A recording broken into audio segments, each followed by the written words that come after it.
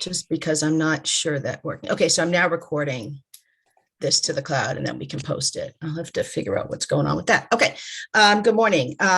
Thanks everyone for attending. We still have some folks coming in. I'm trying to let people in as quick as possible.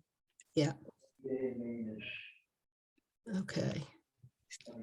All right, so I called this to order already, so I'd like to, before we start public comment, we have a lot of folks on, so it's likely that folks are going to want to speak, which is great.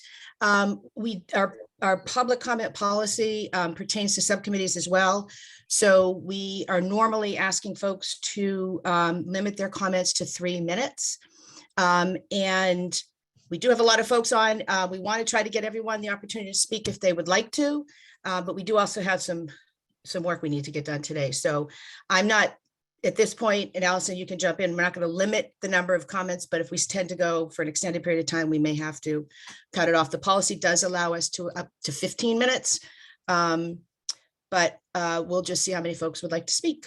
So I will ask for public comment. Okay, bear with me a minute here. I've got Carla Strobel. Hi, yes. Hi, Carla. Welcome. Mute myself. Great. Hi, good afternoon. Thanks for letting me address this group. I'm a parent of 3 kiddos in Marblehead Public Schools. I have two Brown School students coming in this fall and a Village student as well.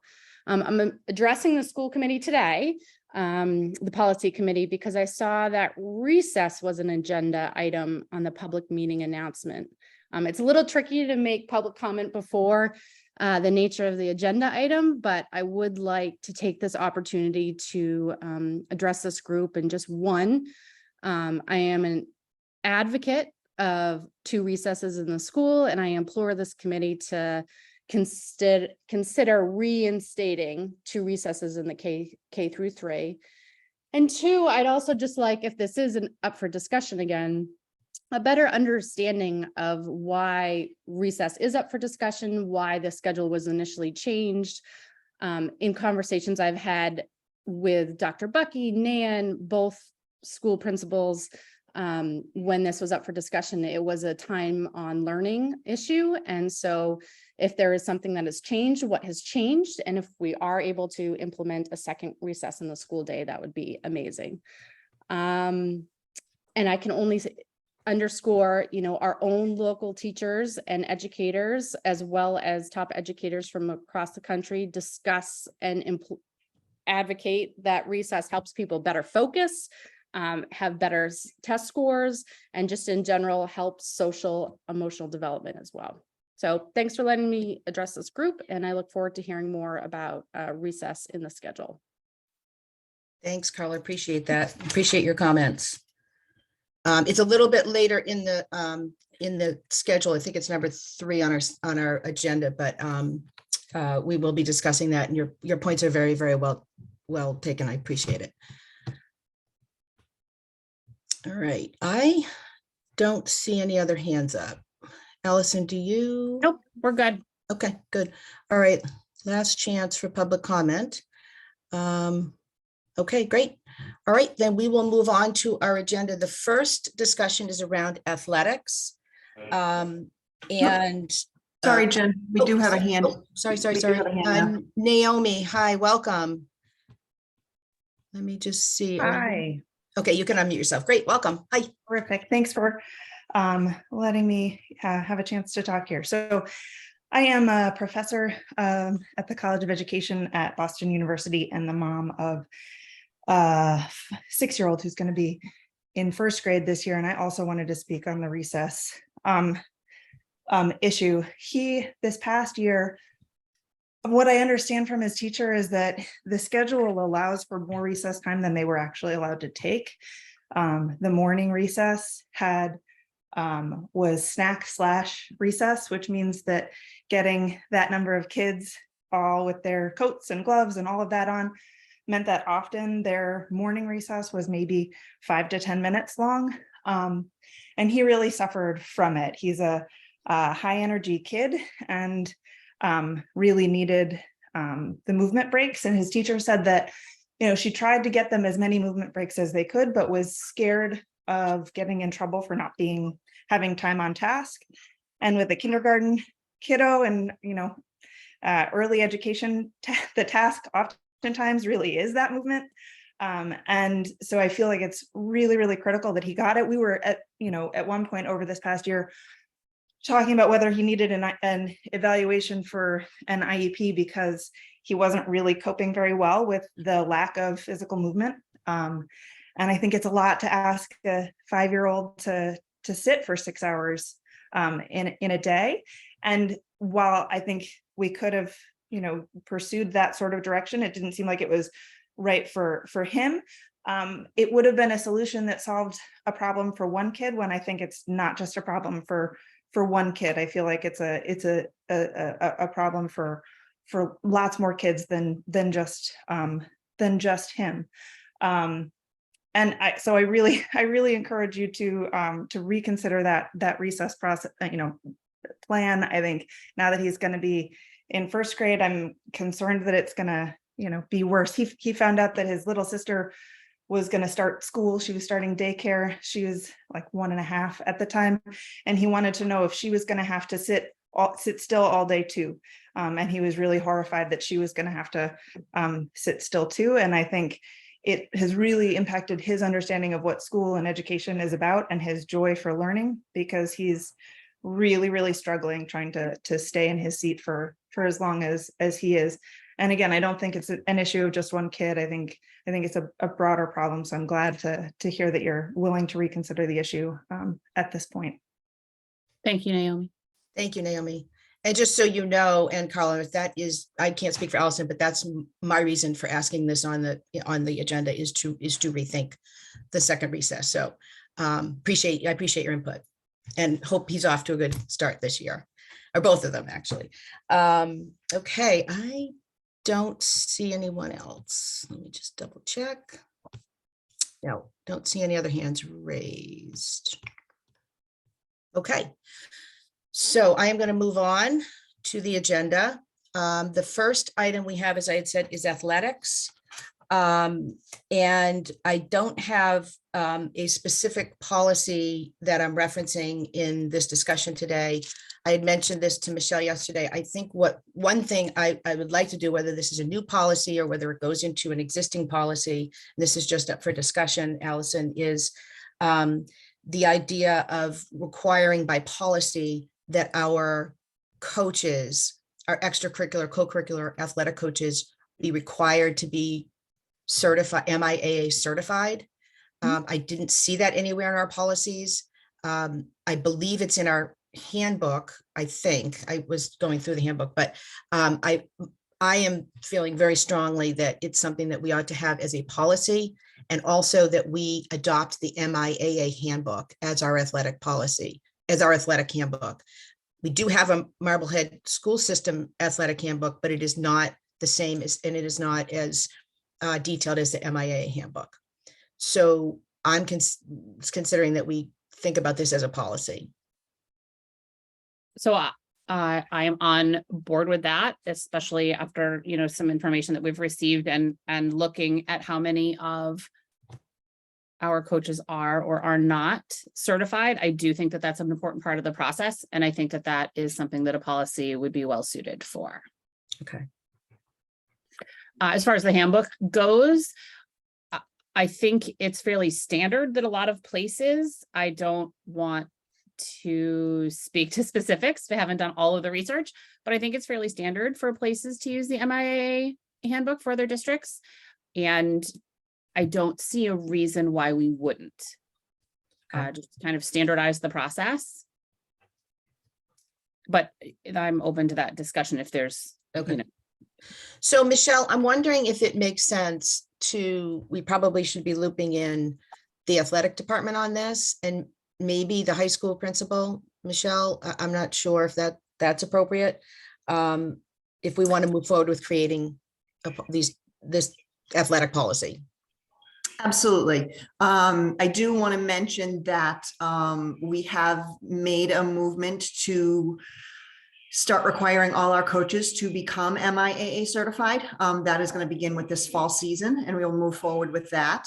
So that necessarily does not need to be in policy for us to take on that action. And that's the benefit. It would be a benefit to our district. So we are requiring that moving forward. In terms of a policy, we can absolutely look into it.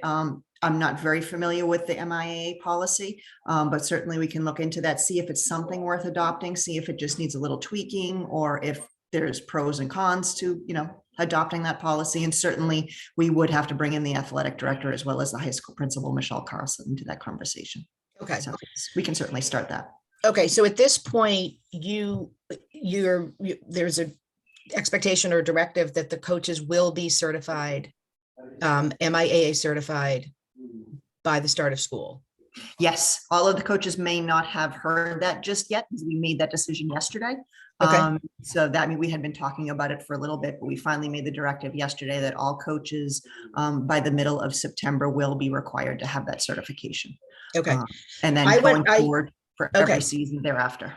That's great. Because I went online, they do list as of the updated list is Right. as of July 12th. Mhm. And it showed, I think there were 6 coaches from Marblehead that are certified. And I counted, we have 28 coaches with I think 2 or 3 openings. So that's a lot of people. So we just want to make sure that, again, I don't know what's involved. What I read is that there are in-person trainings and there are online trainings. We just want to obviously make sure if we're going to be sending through this sort of volume possible. Well, that's all seasons, I guess. So maybe at least for fall, maybe it's a smaller amount, that they just have enough capability, to do Yes. that certification for that many so that they can meet that deadline. Absolutely. So that was the initial deadline we put out there. So, if there are, difficulties in meeting that, certainly we'll take that up for discussion, but that is our intent at this time. And from a budget standpoint, is there funding in the athletic budget for that, or how does that work? We will be taking that out of one-time funds that we have in a donation account. Okay, because I think it's $95 per coach. So, it's one thing, once we get this rolling, that maybe we add 1 or 2 coaches a year. It's, that's pretty de minimis. Exactly. Putting through. It won't be as big a deal once we start this process moving forward. Absolutely. Okay, so at this point, you're going to go back to the athletic department? Do you want, or do we want to maybe have them at another meeting? Do you want to talk to them first and maybe come back to us? Yeah, no, certainly I will, I will work with them and then also get a copy of the MIAA policy book, and we'll take a look and talk about, the benefits and whatnot. And if it will restrict our hands more than necessarily we need to be restricted, because it's always a possibility, but we certainly need to look into that. So yes, I will take that lead and meet with them, and then possibly bringing them back at another future meeting. We can certainly continue that discussion. Okay, so we're not going to necessarily pen a policy today, and I'll go back and do a little more research on, I didn't do a ton because I did more on the recess side, on the other school districts policies. So I'll do a little bit more of a deeper dive just to see what other school districts are doing. And then we can have that conversation with the athletic director or the athletic staff. Yep, that'd be great. And again, the point being, we obviously want our students and our student athletes to be as safe and as possible, and to have, the best credentialed coaches that we can, to obviously keep them safe physically and mentally. Absolutely. Okay. Wellness is next on our, Alison, did you have anything else? I'm sorry about No. athletics. That's good. No, I'm happy to hear that was decided yesterday, Michelle. That's exciting. I think that's a great and a smart move for our children. No, it's a benefit for all. It is a small financial commitment the first year. After that, it's minimal, and I think it's a benefit for all. Yes. Great. Thank you. So actually, before we jump on that, I'm assuming that's all coaches, including middle school coaches, because we do have some middle school athletics. I would have to double check with the department on that, but I would assume so if it's part of the MIA program. Okay, great. So wellness, we have wellness and then recess, which actually are the same policy. So it's a little bit clunky what we're trying to get through here today.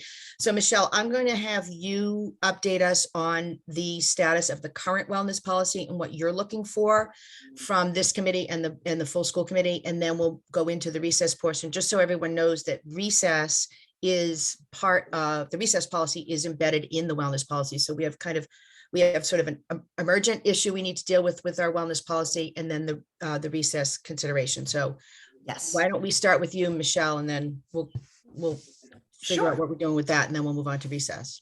Sounds good. So last year, Dr. Bucky put together a wellness committee. I believe it was last fall. We met throughout the year to come up with a new revised wellness policy. The state had put in new guidelines that we were not compliant with. So we took our time, we crafted a new policy. It does follow the previous policy, but it adds some additional safeguards in there. On June 12th, the committee vote and recommended the current version of the policy to be to move forward as the updated policy for the district. I do want to mention that I did have to take one bullet out of there because it referenced another policy that we have not yet put into place. So I will be coming back probably in the next couple of months asking for an amendment to this policy so we can add that reference to it for a life-threatening allergy situation. The current policy is in, it meets all of the Department of Education nutrition guidelines that we were required to meet. And unfortunately, due to the timing of the new school year, we have to have this policy adopted before the beginning of the school year for our free and reduced lunch program. So we're kind of under a time crunch, and that's why we're bringing this forward. I didn't realize that this requirement was or this policy was required to be adopted before the school year started. I do want to mention the current bullet within the policy regarding recess just requires that elementary students will receive at least 15 minutes a day. 15-minute minimum of recess per day. It doesn't specify if it's 1 or 2, it just requires those minutes. So certainly we can take that up for discussion, but I would recommend moving this policy forward just due to the timing constraint right now.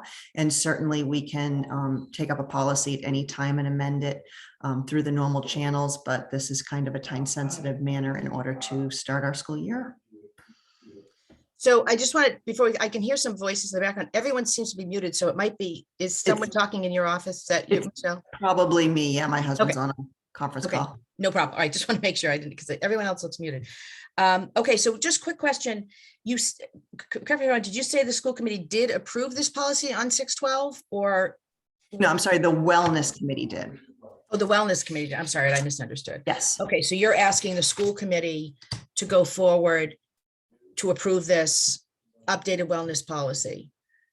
Okay, so I don't think our policy committee, do we need to adopt this? I mean, I guess we can take a vote and adopt it, but it really needs to go to the full committee. It really needs to go to the full committee. So that's why I was bringing it to you. I don't know if it, like we discussed, it might require 2 additional public meetings on the matter, but certainly we want to try to get it through before the start of the school year, if at all possible. And it only needs to be adopted by the school committee. Okay, so that we don't need to take a vote. I will do a little more research. My understanding is that the school committee can vote to waive 3 readings and just do 1 reading on a policy. So we basically can vote to amend our policy about policies and adopt one. So let me lob that over to Sarah Fox to kind of get a reading. And if that's the case, you know, put it on the docket for the next meeting, which I don't think we have scheduled yet. And we, you know, assuming, you know, everyone's in agreement, or whatever, we will vote on it. And then that will get us in line for whatever is needed for food service to be all set for the start of the school year. Allison, what do you think about that? That's fine. And then subsequent to that, we will do the work on, or we're going to have subsequent discussion on recess. I just want to make sure those are 2 separate things, right? Yeah. I understand the need to get it through for the free and reduced lunch, 100% on board with that. I just don't want to lose sight of the recess discussion. Yeah, no, totally. Okay. So you will get that into the agenda for the next school committee meeting, Michelle, for approval, right? Yes, I will. Okay. All right. So that's wellness, which is ADF, I believe. I believe that's the. Yes, it is. Yeah. All right. So it's ADF, and we don't have an ADF-R, I don't think. No, we don't. Okay. All right. So you'll let her know that. I'll give her a heads up as well. on that. So anything else? Allison, you're good on Nope. that? Yep. Okay, so let's move on to, and I'm just opening this up real quick, to the recess issue. So I'm looking at the policy, and I'm afraid I'm on this kind of clunky laptop, so I'm afraid if I share my screen, I might not come back. So I did a little research, or did a bunch of research on recess and other school districts. And the recess, as I said earlier, the recess is embedded into this wellness policy, which is policy ADF.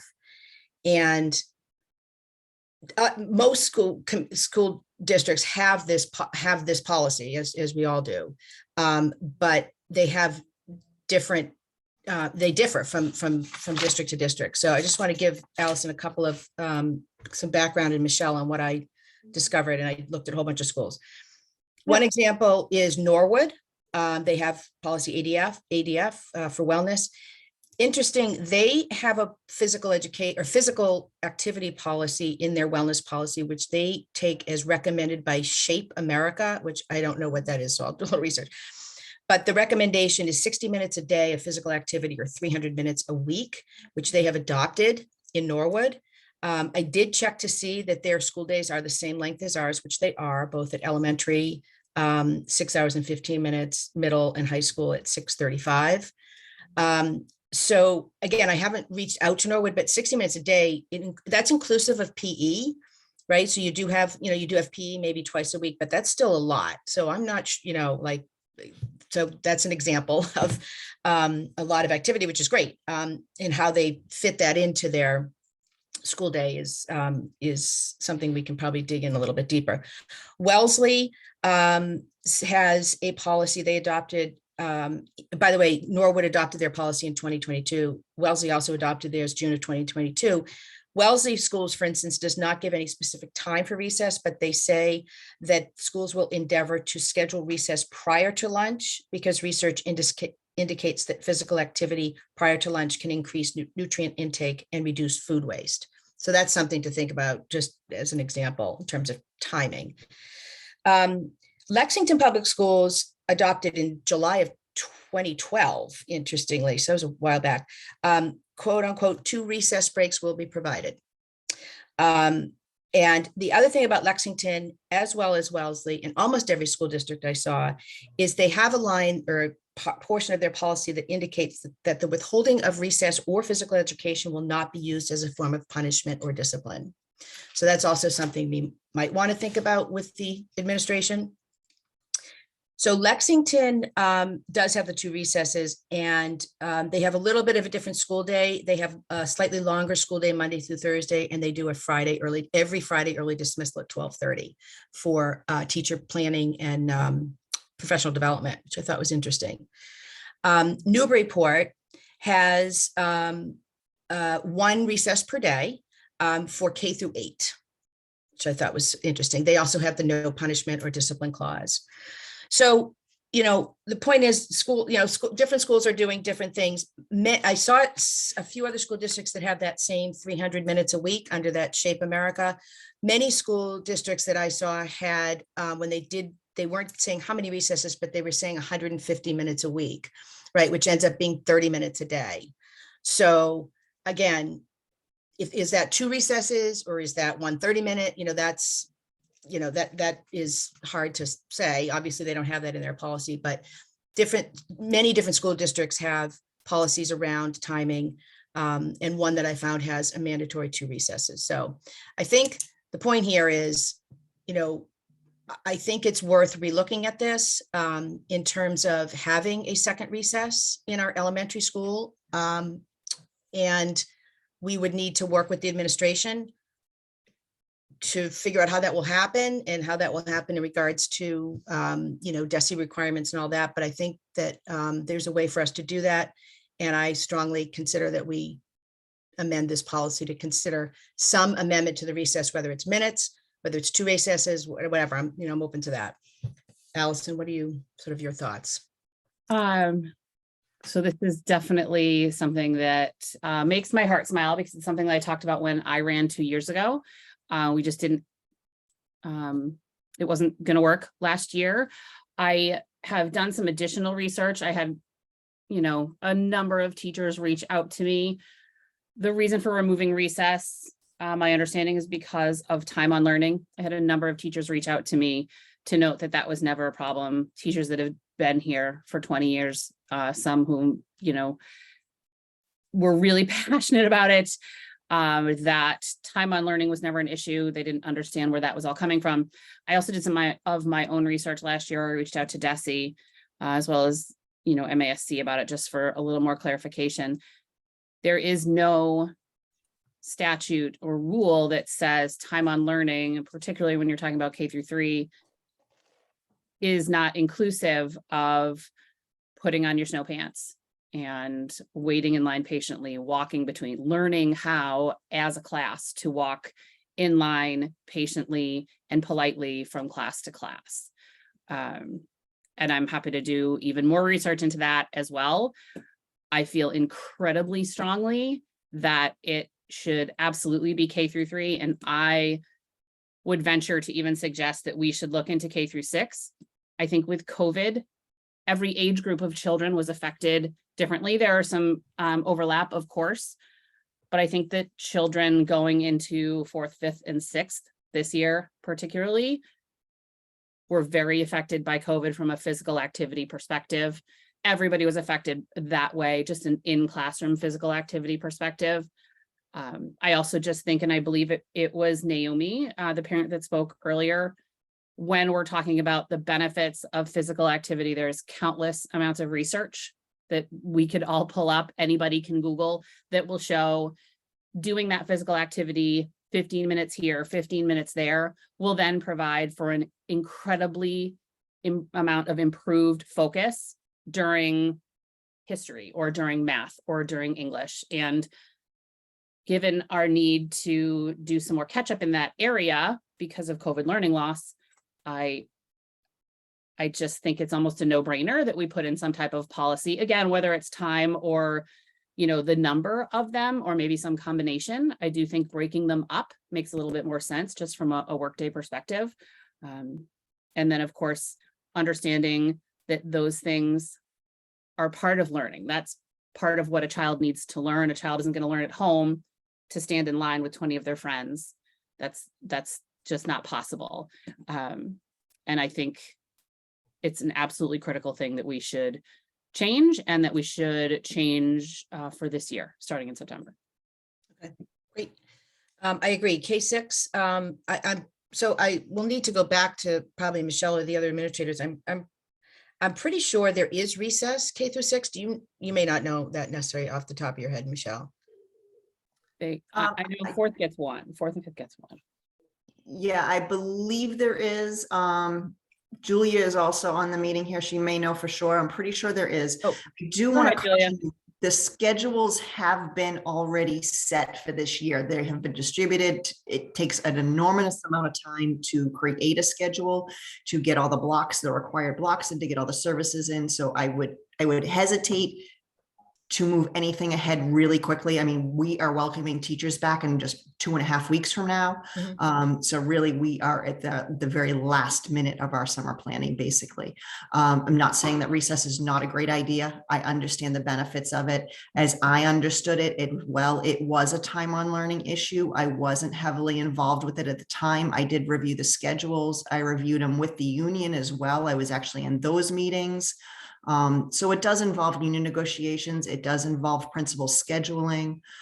There's a lot of moving pieces. So I certainly want everyone to be aware that we can visit this issue, but it's not going to happen overnight. And while we know the kids will benefit from it, there are reasons that this change was made. So I don't want to rush into anything.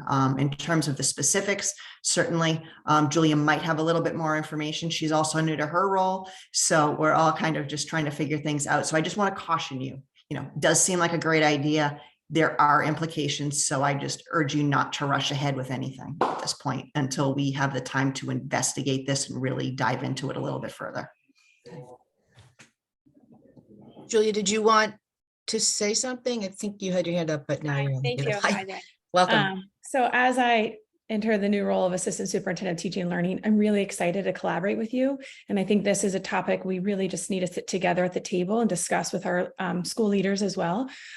So just to echo what Michelle said, we would love to collaborate. If we could slow down the process so we can all sit and talk this through together, I would really appreciate that. But looking forward to collaborating to discuss how we can engage our students with more physical activity. Okay, just so Michelle, I was just looking through the Marblehead ADF. There's actually nothing in our policy about the 15 minutes that I can see. So I'm assuming that's like a school handbook or, a school building procedure, I guess, if you will. So it might be a new section in the new revised ADF because I did read it in the brand new one that we were bringing before the school committee. Okay, all right. So I haven't seen that. Okay. Okay. So that I haven't seen that, right? So I have to take a look at it, but we may want to, I'm just telling you how I feel. I may want to amend that portion, not include it until we're going to come back. Because it will still get our food service thing done, I think. I mean, there's, because obviously the recess varies from school district to school district. So that would not make that policy void if we didn't put a time number in there. And I guess my question to you, Julia, is like again, I don't have a student in elementary school, but from the parent that spoke earlier, I think it was Naomi, described a morning snack / recess or activity that takes place. So there does seem to be some in practice opportunity. Yes, Jen, absolutely. We value physical activity with the students, and it's all a balance, right? With the time on learning and the requirements that we have from DESE, with also just the constraints of the school day and our contractual obligations with our teachers as well. But again, I would love to talk about this with the committee and with our school leaders and really dive into the details of it. Again, just excited to collaborate with this. Okay, great. So it would be appropriate obviously for you. Do you think it would be appropriate to bring in principals, or do you think that would be like you'd go speak to the principals and then come back, or how do you see that?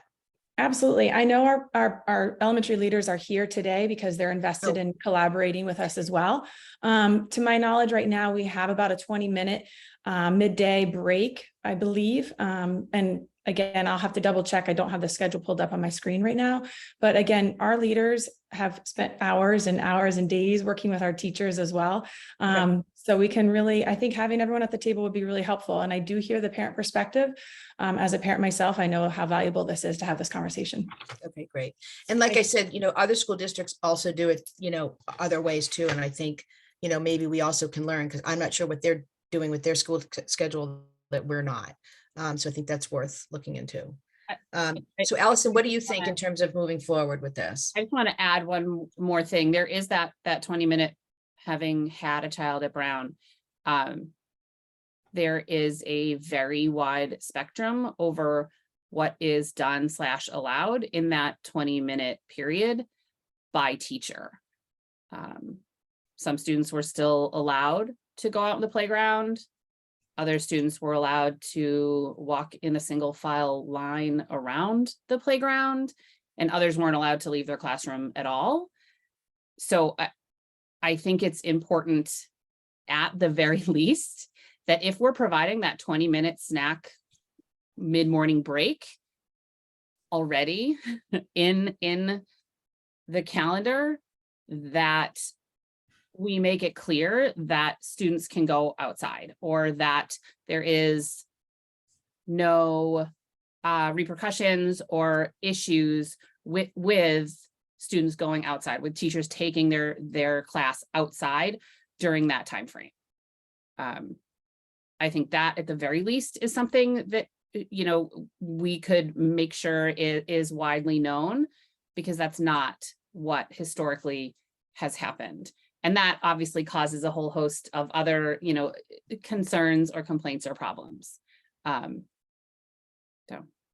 and that also speaks to why having a policy about these things levels the whole field. So there's no question about it, because sometimes practice, it varies. So, I think that's a really good point, and something we, can take back to our building principals that, you know, you can discuss maybe, Julia, like what is like, I don't know what the directive was, because there isn't a policy that at this point regarding it. So what the directive was to teachers for that morning snack break.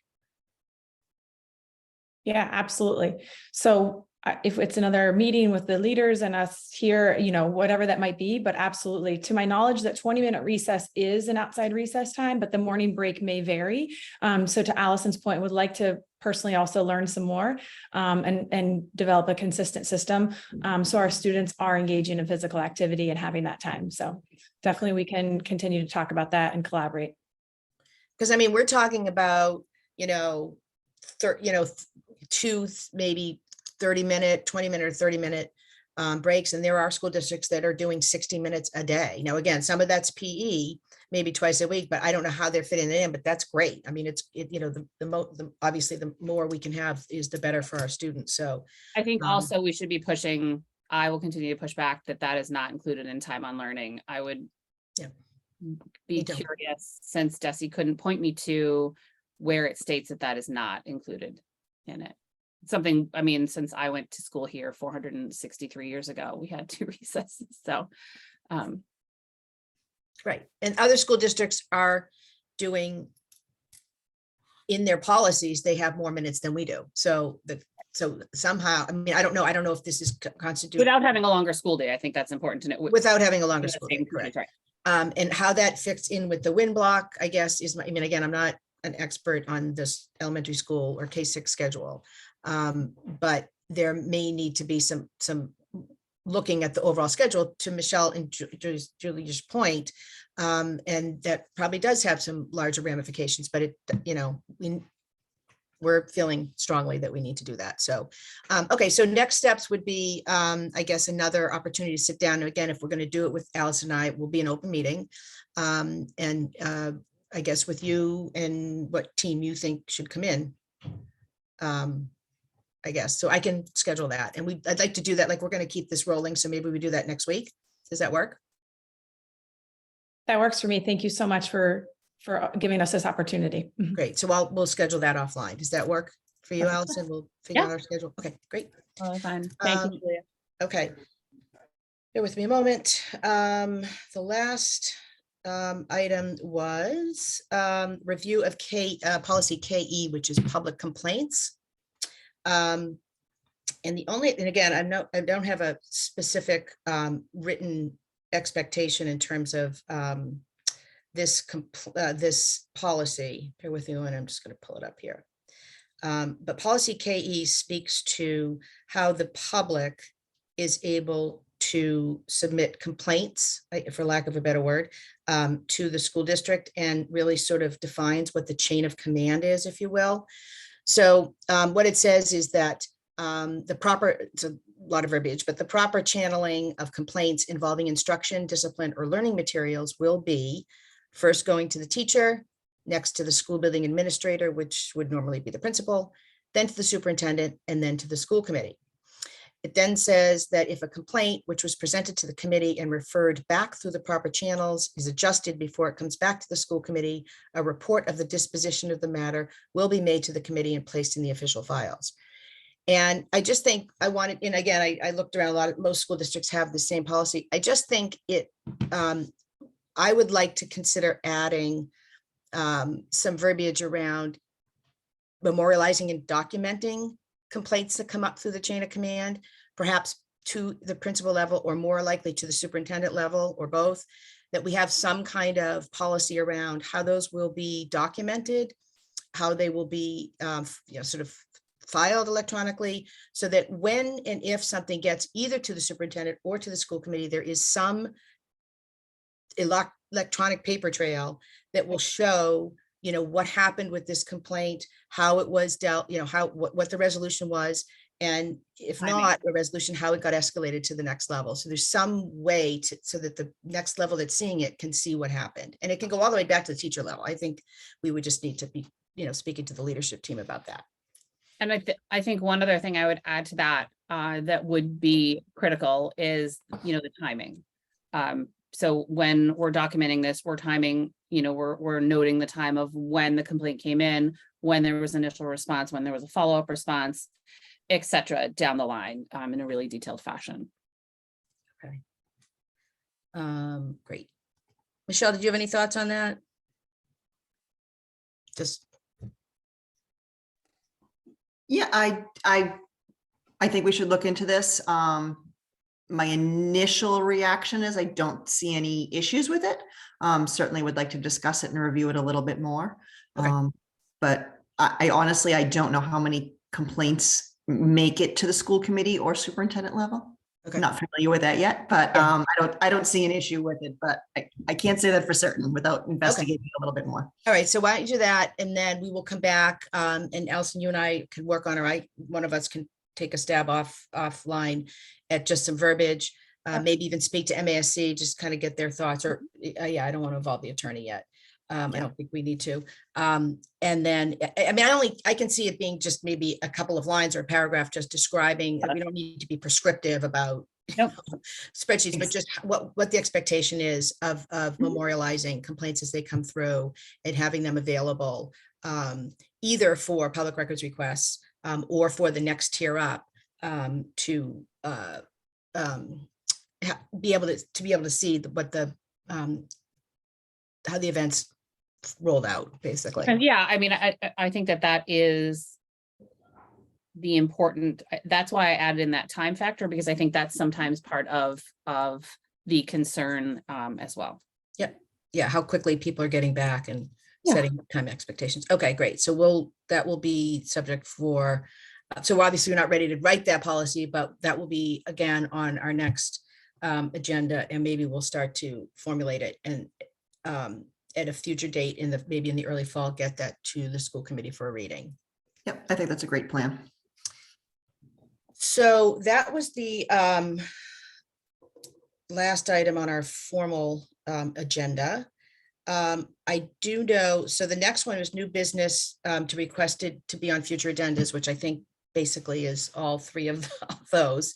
And then Michelle, you spoke yesterday about just general about the oversight of the policy manual. So I don't know if you want to speak to that.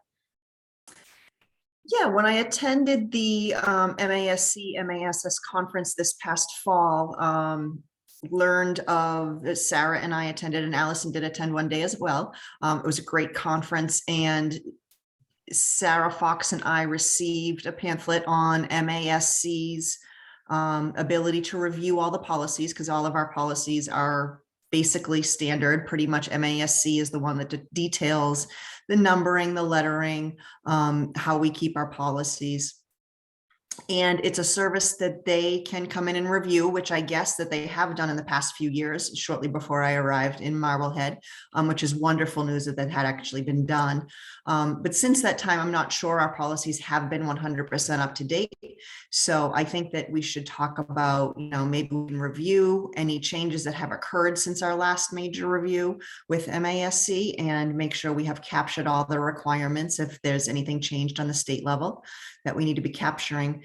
And then there's also an option where they can host our policies online through their server and not host them ourselves, and they make changes to them automatically. That does require an annual payment. So I necessarily don't want to jump towards that, because certainly funds are tight and we don't want to overextend ourselves, and maybe it's not something we need. But I do think we need to take an overview of our policies at this point and just make sure we haven't missed any required changes in the past few years.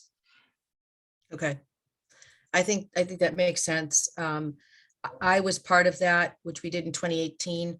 The policies in Marble had not been reviewed for over, I want to say it was like 12 or 13 years. And it was a voluminous project. It took us over a year to do it, of monthly meetings. I don't think that would be the case this time around, but it's my understanding is, as members of MASC, part of what we get as members is that they do send updates to either the superintendent's office or the school district, showing, outlining the need to update or change or add policies, and that if we don't pay the fee to have the policies on their server, They wouldn't be able to change them automatically without a school committee vote anyway, but I think Correct. it's a higher level of oversight if you're hosting on their site. But I do know, my recollection is it was a pretty significant cost. So by housing them on our own website, we obviously taken the responsibility that we're monitoring it. So I think we probably can do that.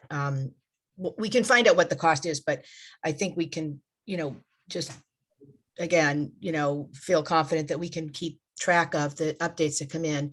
But it's probably not a bad idea to have them give us at least a cost estimate to come in and do a review with us. I do not think it would be as extensive as it was back in 2018 or 19 or whatever, 18, I think.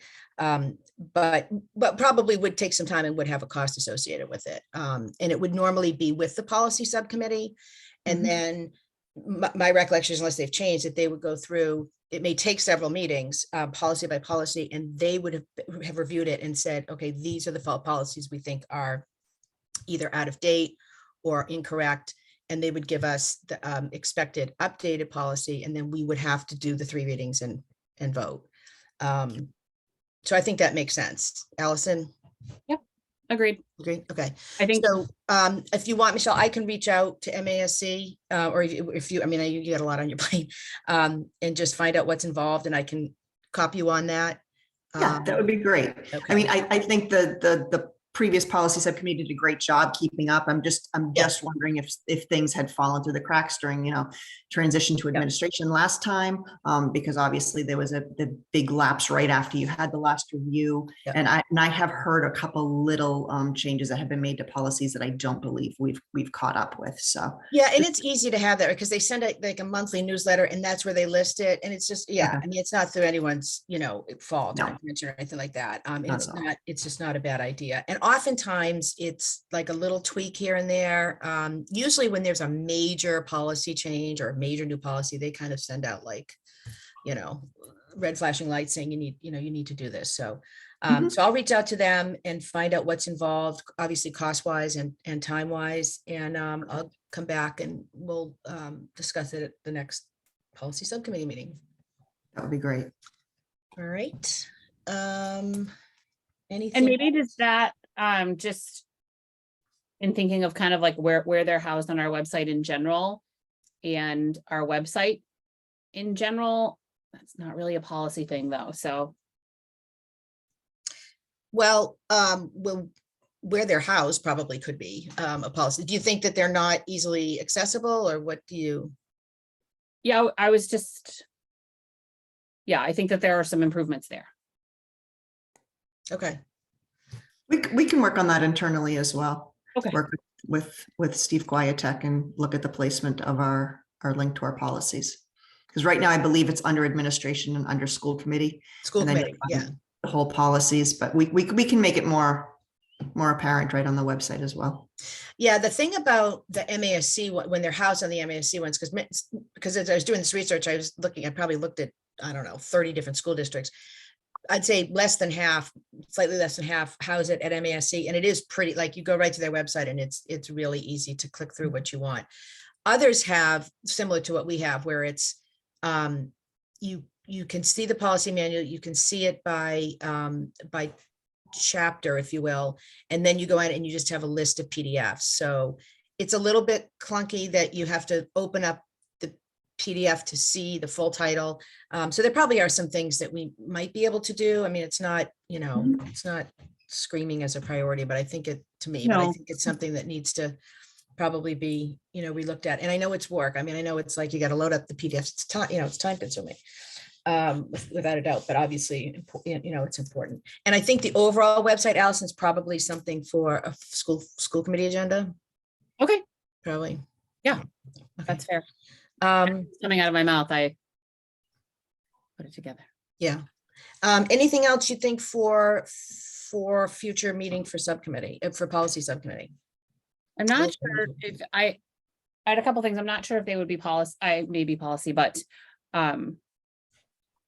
in the same vein as part of our recess discussion, I don't know, and this might be unpopular opinion, but hi, the wind block was also something that I know it was new. And I don't know the details of how exactly it was rolled out or what the expectations were, but I think that's something else that we might want to consider either not having or having more policy and standards around what would be done during that block.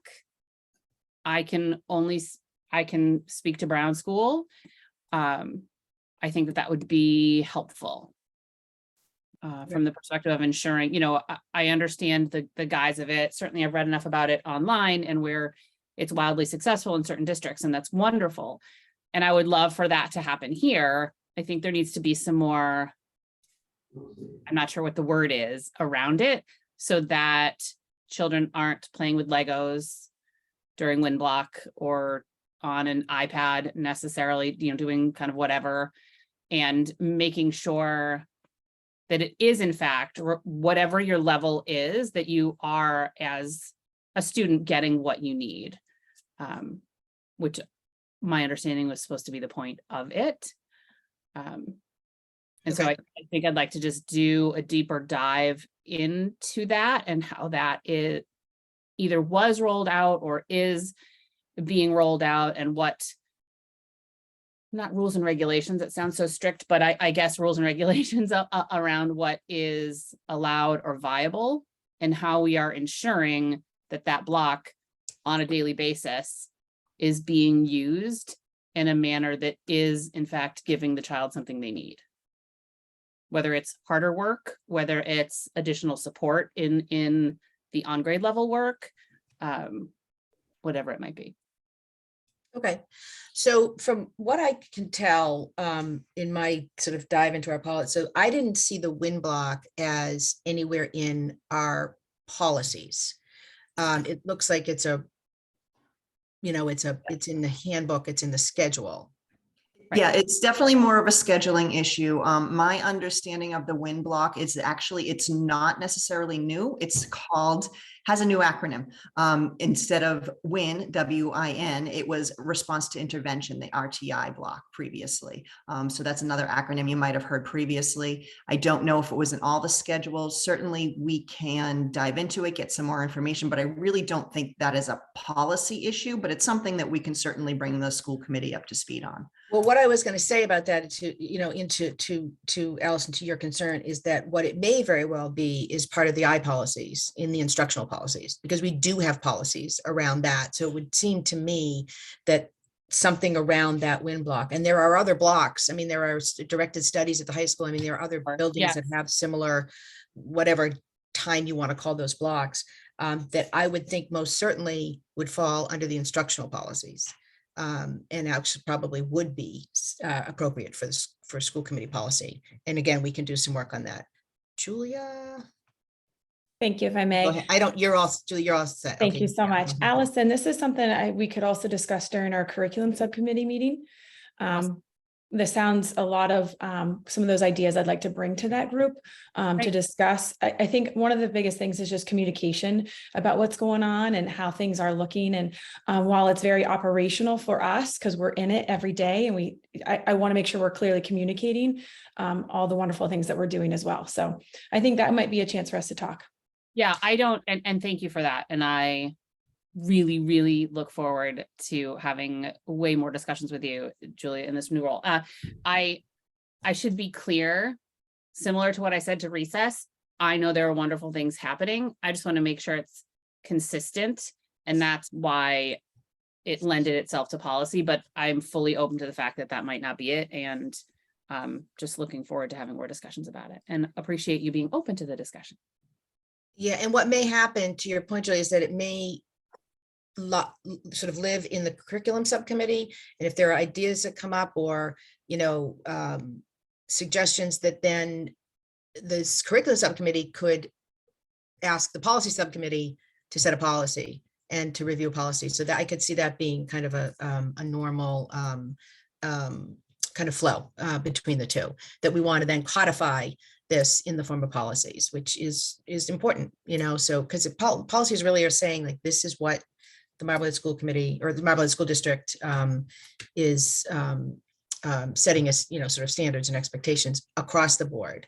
But you don't need a policy for every single thing, right? So that's what, so I think that makes sense to kind of defer to the curriculum committee and let them sort of bubble up what they think should be policy I or also have considered one for more. policy. I also have one more, sorry. Yeah, go ahead. Thomas, I want to try and get everybody out of here on a Friday afternoon. So, and this is something admittedly, everybody knows my child is younger, so I don't have personal experience about this. I'm going off of my understanding from being on the committee and being in the community and what I've heard from so many parents and teachers alike in regards to AP testing and requiring students to take the test, but then they have to pay for it. That is obviously hard for some families. A lot of families, if you have 2 kids and they're both in 4 classes each, it's a lot of money. I'm not sure if it would be, against another instance, I'm not sure if it would be policy, but I think it's something that I'd like to dive into and to understand more about, to see if what the options are there.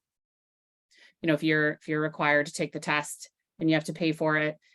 And I know timing is of the essence as well, because there are some tests that you have to, if you have to sign up for right away and then you take the test and you think, oh gosh, you take the class and you think, oh, this really isn't going to be I'm not doing as well in this as I thought I would. I don't necessarily want to spend $100 on this test. I think they're $100. I may be wrong there.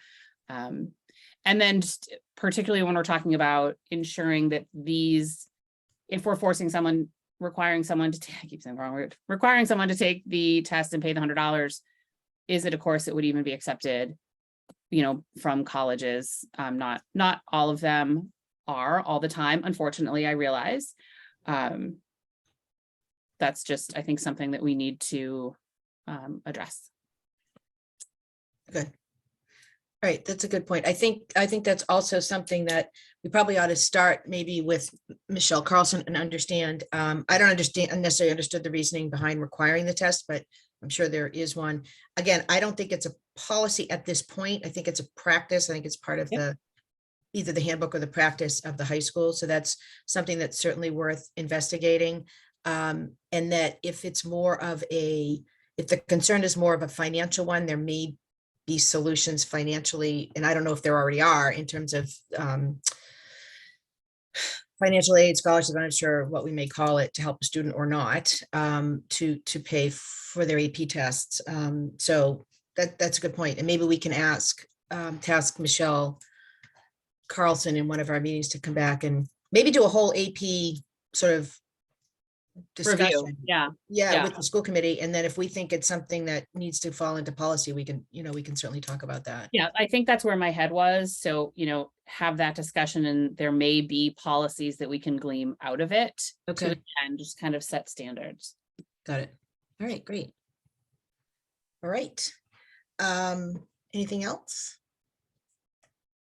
So I don't have any correspondence that I'm aware of, which was next on the agenda. So I will adjourn us at 1:29. Allison, that works for you? In favor? In favor. Thanks, everybody. All right. And we'll be back on scheduling the next meeting probably in the next week or so. For sure. Thanks. Thanks everyone for your time. Thanks, everybody.